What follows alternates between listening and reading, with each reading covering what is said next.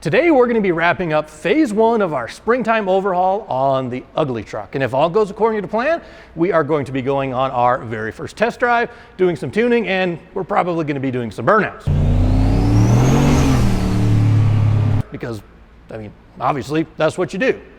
Now, my goals for this phase of the project are fairly simple but ambitious. I want to take this 5,100 pound extended cab two-wheel drive Silverado, and I want to run a 9-second quarter-mile pass, and I also want to produce 1,000 horsepower, which, I mean, mathematically we kind of need to do if we want to run a 9-second pass at that weight.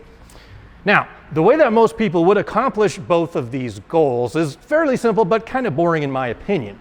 You just go get a 6-liter LS, throw a stroker crank in it, make a 408, throw some boost or nitrous or both at it, and then there you go. You've got a 9-second truck.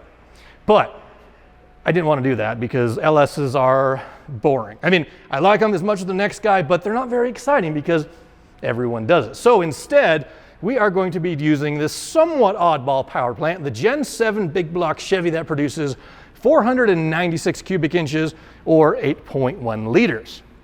Now, last time you guys saw this particular project, we just got done installing the top end of the engine. We got some Ralar aluminum heads, and we installed the Ralar Gen 7R intake manifold and a 90mm throttle body, all of which is going to drastically improve the breathing or the airflow on the top end of this engine. But we're not done yet. We've got a bigger turbo to install, so that's kind of where we're going to pick things up. Also, since you guys saw this, I also finished up everything kind of on the top of the engine. We got the coils installed, we got the injectors reconnected, we got the fuel system installed, accessory drive is in place, cooling system's back where it belongs. I got the breathers hooked back up. So basically, this engine's sort of ready to fire up. But first, we need the exhaust and the turbocharger. So, let's do it.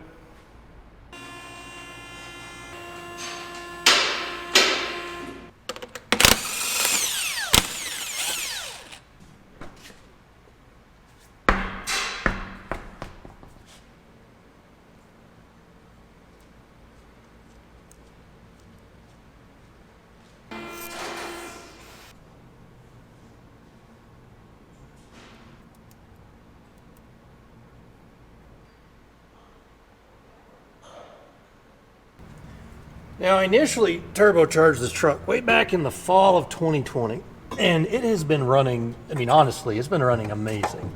When we started this, the honest truth is I never expected it was going to last as long as it has. These 8.1s, they don't have the best reputation, but I've kind of made it my personal goal to change that, to prove everybody wrong who says, oh, the 8.1s are garbage, they won't hold up, and blah, blah, blah. So yeah, best of 800 and change for horsepower, 1,100 pounds of torque. But this engine has always been on the stock head, stock intake, and the turbo that I put on it didn't breathe all that well. So, like I said, I'm convinced we've got it in it. We're going to go a lot faster with this engine.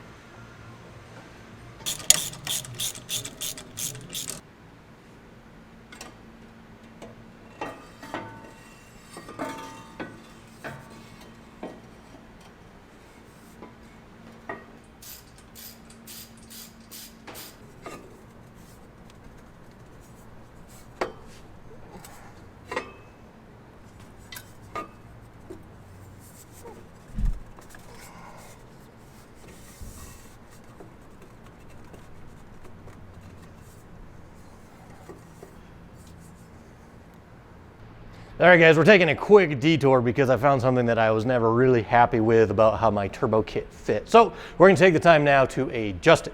As you can see, I've already chopped my crossover pipe in half.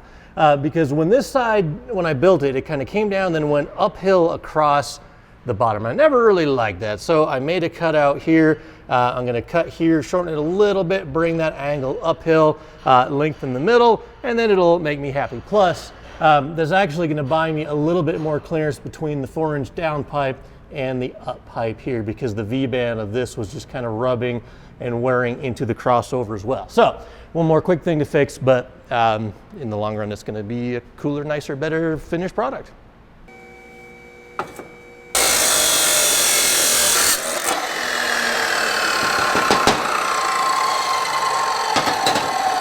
The only real drawback to doing this is we have these crossover and all the hot side parts Cerakoted. So it's going to have a pretty obvious non-Cerakoted section, but the truth is the coating hasn't really held up all that great over the years, so either I will just recoat it or I will just ignore it, because my OCD is weird. Like, I can't take a pipe that doesn't fit right, but if it doesn't look pretty because the Cerakote's flaking off, for some reason that just doesn't register so much to me.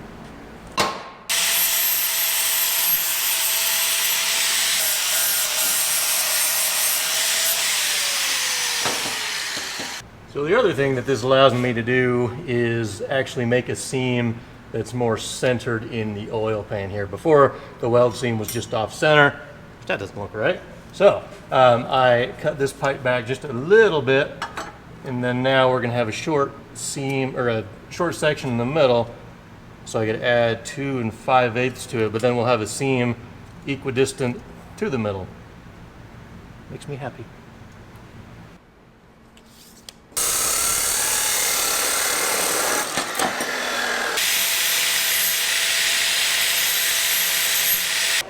Now, the number one question that I get asked anytime I TIG weld stainless steel exhaust is, shouldn't you back purge it? The answer is yes. Yes, you should. But you notice I'm not.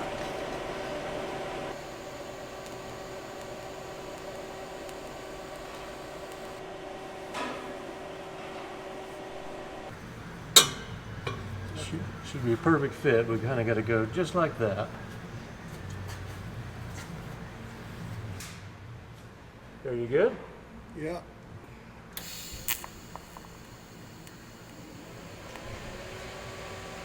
Okay. So I should hold this in. Let me check the other end. Okay. All right.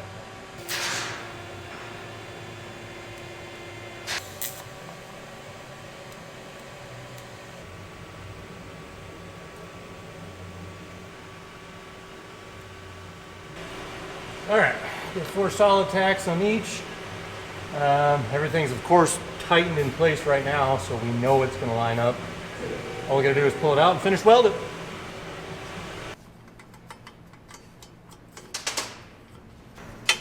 Gonna let you guys in on a little secret too.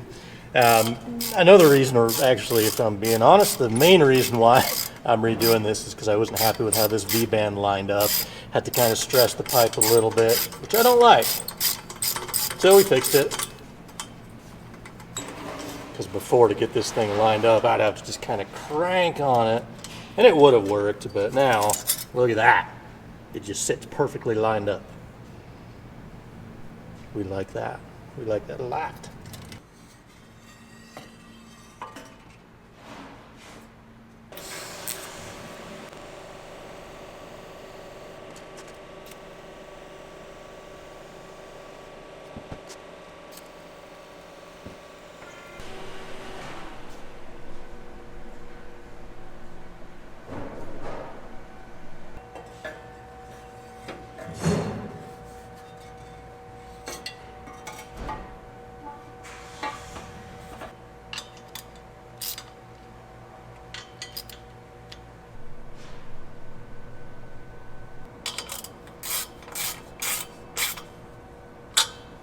This is what my dad did, and it drove me crazy. Like, he would save every last nut and bolt that he ever had left over from a project. And I do the same thing, but it's going to come in handy because one of the old bolts that I had that held the turbo to the manifold kind of stripped out, or it got boogered up a little bit. So I'm going through my bin of extra bolts, and I think something like this is what I need. So there you go. You save stuff, you use it. And finally, before the new turbo goes on, I just got to pull off the old turbo drain. This is it's a dash 10 extended just to kind of keep it away from the hot side. So I'm pretty sure this is the turbo that I'm going to run, or I'm going to run 2 of these turbos, I should say, for the 535. I think maybe the only thing I'll change is the hot side. This is a 132 96 wheel. I may go over to like I think the next one down is a 125, or there's like a 1 something for the AR. I think that'll just help it spool up a little better with the smaller, well, not a smaller engine, but because it's running on half of a giant engine, it's smaller than this engine, if that makes sense. That's what we need.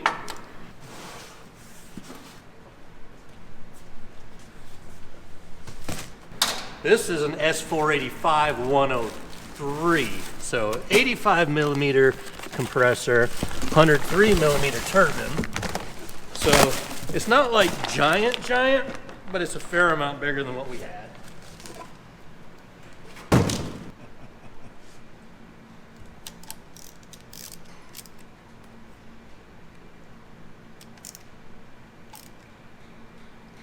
Nine 9/16. Ooh, good call.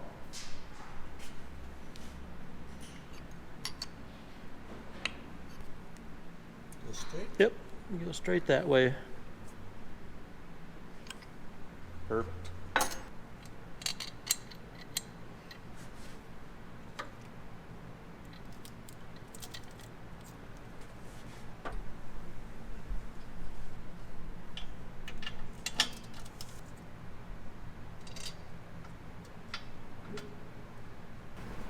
And when I built this kit all those years ago, I kind of always, I guess I assumed that I would have a bigger turbo installed at some point. So theoretically, everything should line up. The downpipe, the wastegate, the filter, we already talked about that. We need a bigger filter, but I think everything is going to fit. All right, so the one thing we may have done a little oversight on is if this will actually fit underneath the hood. So let's find out. It might be fine, but it looked like it was going to be very tight.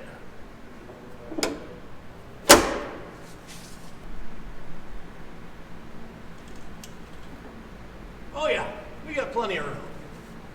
We're in business. Well, this is the only one I was a little bit nervous about because I don't want to redo the downpipe if I can avoid it.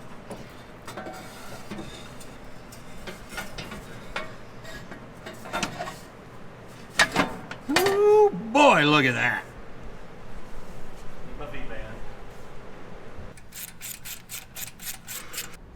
Now, thankfully, all of the connections that we built around the S480 turbocharger still work with our larger one here. Down towards the back, the downpipe still connects to the exhaust perfectly. We have the downpipe, the recirculated wastegate, that still fits. Our uppipe, we did a little bit of work on the crossover just to kind of make it fit a little bit neater. But other than that, the only work that we're gonna have to do here is very, very simple. We just have to trim this pipe just a little bit, the one that goes to the intercooler. And that's because this particular compressor cover that I got, it has this lip here for like a silicone coupler, and it also has a V-band flange on the end. So it's a little bit longer than before. I guess if you wanted to use just a straight coupler, you just cut off the V-band. I like the V-band connection because my my boost controller pressure feed comes from this cast piece that I made. So anyway, not a big deal. We'll just cut that shorter a little bit and re-bead roll it. We're in business.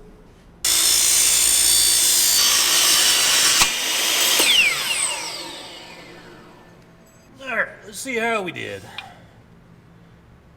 Say that's about right.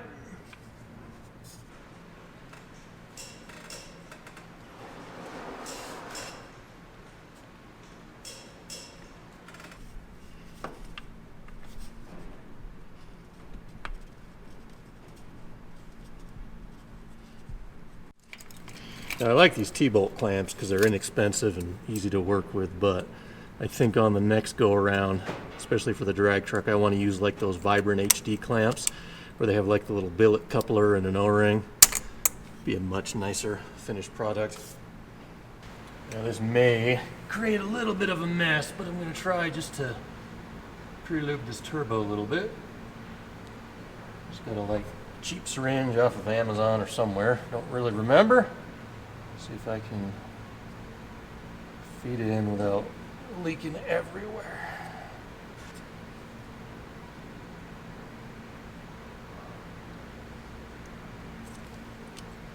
So there is no coolant in it currently, and the charge pipe from the intercooler up to the engine is not connected. But I do want to fire it up real quick just to kind of hear it run, make sure everything's okay. Then we'll top it off with coolant and let it run and warm up and all that good stuff. So, turn the key. Primed the pump just a couple times and don't see any fire juice shooting out, so I think we're good.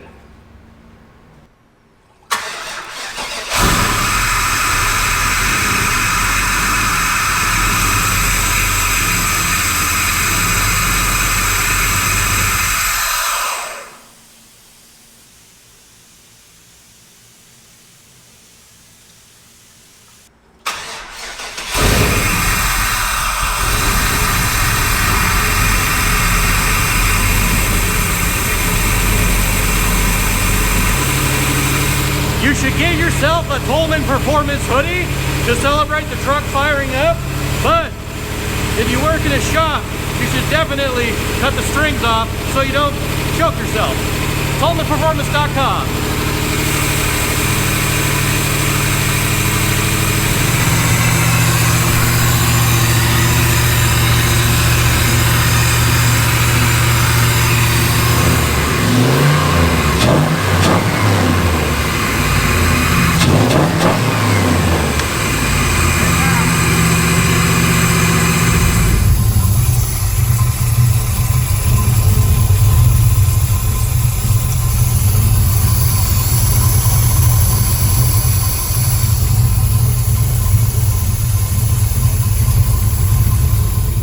So we're now at the point where I am ready to go on the very first test drive, but I actually wasted about 4 or 5 hours yesterday just getting to this point, operating under the assumption that brand new parts would be good parts.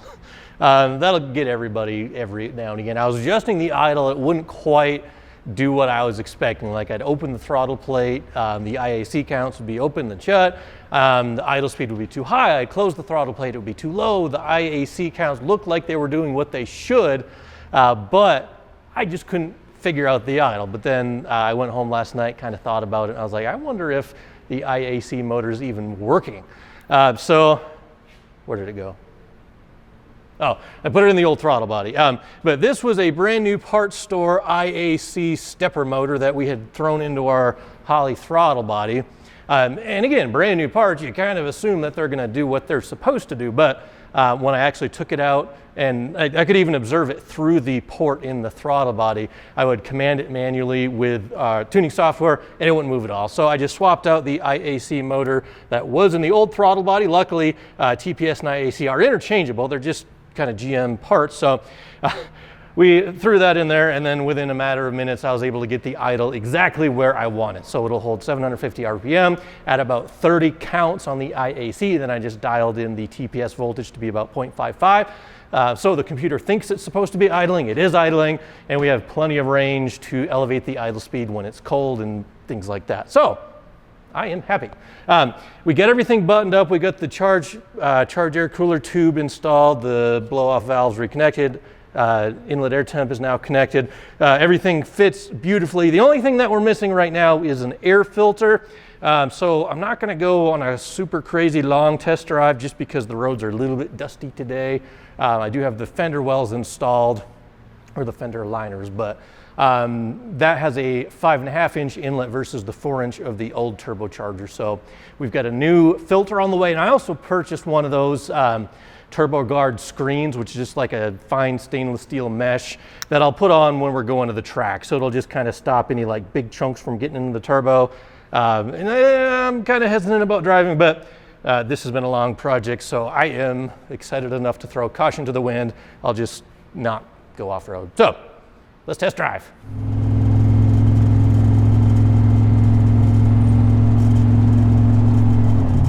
Feels so good to be back driving the UglyTruck again, guys. This truck puts a smile on my face every single time I get in it. Especially every time I get into the throttle. It's just so much fun. When it comes to building hot rods, there's so many different ways you can do it. Well, actually, I take that back. There's two different ways you can build a fast car. One, you can take a smaller displacement or a short stroke engine, and you can make it produce all kinds of high RPM horsepower, rev to the moon, that kind of a thing. Or you can take a giant engine with a really long stroke and produce tons of torque without having to spin so fast. And every single time I choose the big, torquey, powerful big block. This truck, it gets up, it moves with so little throttle. And then when you do finally get into throttle, it's like all hell breaks loose. So I love big blocks. I love LS's. I love all engines. But big blocks hold a special place in my heart.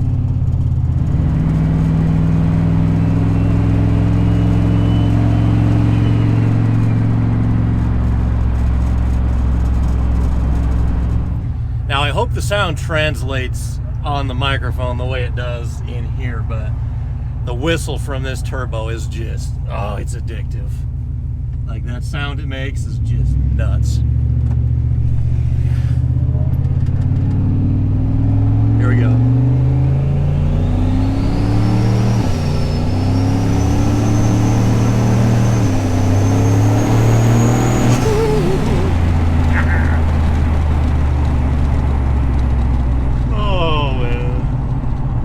Not even half throttle, and that's the speed limit, plus or minus the speed limit.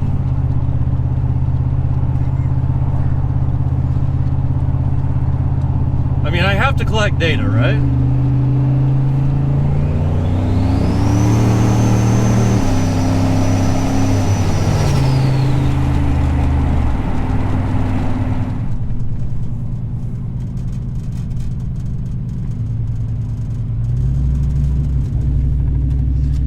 Try to get on it just a little bit here.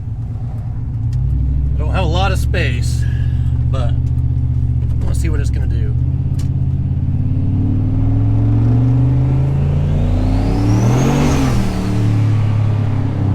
Spins, of course, in first gear. All right, here we go. Second gear roll on. Woo, spins. Woo-hoo! Hold on to that.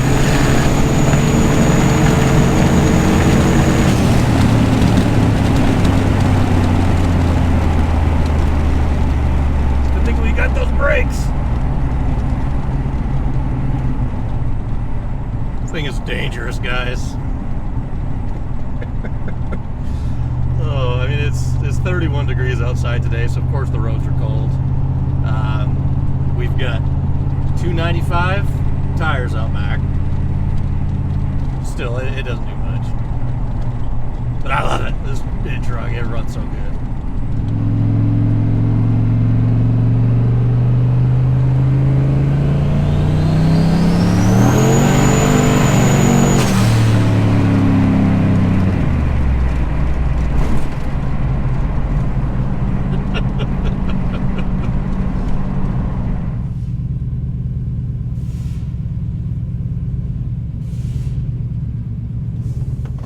All right, it's the next morning, and I got to say the first test drive was a blast. We had a lot of fun. The truck is running pretty dang good. I did notice a few things that we're probably going to have to upgrade in the future, and we'll get into that in just a second. We got to make some adjustments like the cowl tracks. I never got those dialed in after we did the little shackle flip on the rear end. And I was planning today to do a little bit more test driving, but as you can maybe see, Mother Nature had other plans for us. We got quite a bit of snow. The roads are pretty awful this morning, and this we're not going to go do any more test driving, but we are going to get the truck up in the air. We are going to pull the transmission pan off, and we are going to see what we see inside, because I talked to my good buddy Brent Wassam last night. He builds really, really nice 4L80s. He's down in Utah. So if you need a really well-built transmission for a high-powered truck or car or whatever, definitely hit him up. But anyway, we were talking last night. The truck's doing a little bit of funny stuff, so we're going to pull the pan and see what we find out. So when I was doing one of the more spirited acceleration runs yesterday, I was looking at the RPM, and they were just kind of like fluctuating up and down. And that's either wheel slip, which is possible. It's either a component slipping inside the transmission, or it's blowing through the torque converter, for lack of a better term. This transmission is basically stock. I rebuilt it, oh goodness, I rebuilt it a couple of years ago, and it's seen a lot of abuse. So I'm wondering if something inside here is not happy. So we're gonna drain the fluid out. Yeah, it's pretty red. Capture a little of it there.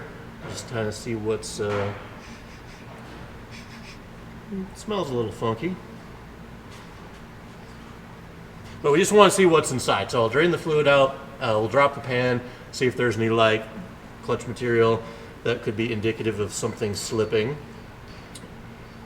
Or maybe it's just me. Now, I'm not suggesting that just one quick test drive would have done this. This is, you know, abuse and lots of power over many, many, many passes and lots of use.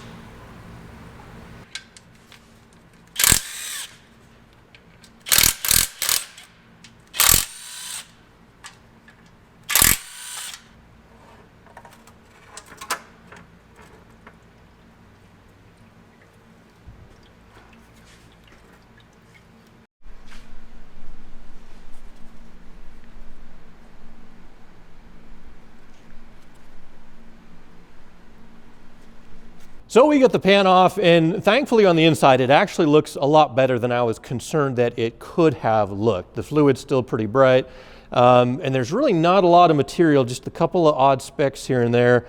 And the magnet, yeah, it's got a little bit of gunk on there, but definitely not all that bad. So I think this transmission will live a little bit longer. I know eventually we're going to have to replace and upgrade it. Brent and I were talking about some stuff like a full manual valve body, doing fixed line pressure, and he's got a bunch of other cool stuff that we can do inside this. Definitely would want to add a trans brake at the same time, which would definitely help this truck get off the line a lot quicker and make our 9-second quarter-mile pass goal. So yes, eventually we are going to address this transmission, maybe even this summer, but I was just concerned that it was going to be an immediate need rather than something I could continue to use for a little while. So we're going to send it a little bit longer. Soon we will upgrade it though. Just some data here for the nerds, myself included, to kind of show you what we were looking at and what was kind of concerning. If you look at that red trace up there, that's engine RPM, and so this is in second gear, and as you can see, it kind of goes up and down and up and down and up, and I was a little bit worried, like, what on earth is going on with this? Why is the RPM doing that? I then started to look at torque converter slip, which is this white trace here, and as you can see, it slips, it gets tighter, it slips, it gets tighter, and then the gear change, it slips again. But now looking at this little green trace, you see how it kind of spikes up, spikes down. I'll zoom in so you can see it a little bit better. Green trace is mile an hour. So higher mile an hour, slower mile an hour, and then it goes up after the gear change. Had another little spike again, and then it kind of came back down. I think what was happening is that's just spinning the wheels, even though we were traveling kind of fast. I think it was just spinning the wheels. Overall, the truck feels a lot more powerful than it did before. We're still on wastegate pressure, which is only 15 pounds. And it feels on 15 pounds on pump gas on 16 degrees of timing, it kind of feels like it used to on 19 or 20 pounds of boost on E85 with like 22 degrees of timing. So it definitely feels a lot spicier, which is awesome. The only concerning thing, which I want to point out, is we talked a while ago about injector duty cycle. Down here at the top of second gear before the change, oh, there it is, we're at 74% injector duty cycle, and we're only on 14% ethanol content, where normally I'll run this on like 70 or 80% ethanol content, which really, really helps prevent detonation. We can run more timing and all kinds of stuff, but we need a lot more injectors. So, short version is, we have made the truck better and more powerful, but we potentially have exposed more weak links and more things that will need to be upgraded. I'm trying to avoid the snowball effect where this project just spirals out of control, but with the upgrades that I just did, I kind of screwed myself because now I want to take full advantage of the power that the truck's going to produce, and I don't want to go completely nuts, but I think that's how it's going to end up. So, come back next time to find out what else we do to the Ugly Truck.